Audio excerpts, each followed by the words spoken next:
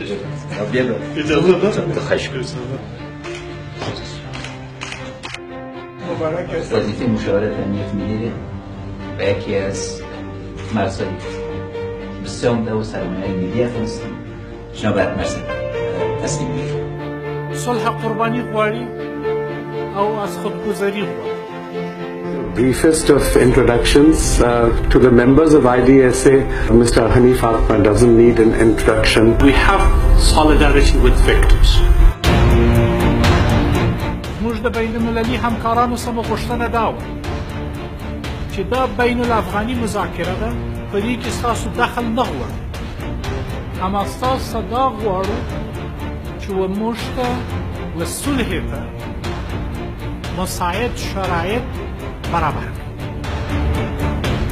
مانند سایر گروه‌های تروریستی داعش دشمن ملت پرافتخار افغانستان است.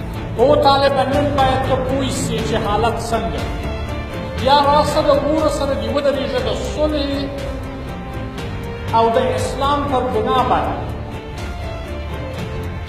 که نه درېږي نو ته د داعش سره ولاړ یې پر ما دې بیا فرق نشته. زموږ جنګ هیڅکله داخلي نه دی او نه وي. پر موږ دا جنګ تحمیل شوی او موږ غواړو چې دنیا هغه شرایط برابر کړي چې افغانان وکولی شي د بین الافغاني لارې سره خپلو منځو کې صلح.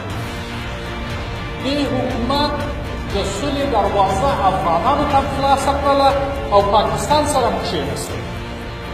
موږ اتحاد غواړو، موږ اتفاق غواړو، موږ د قوت صحیح استعمال غواړو.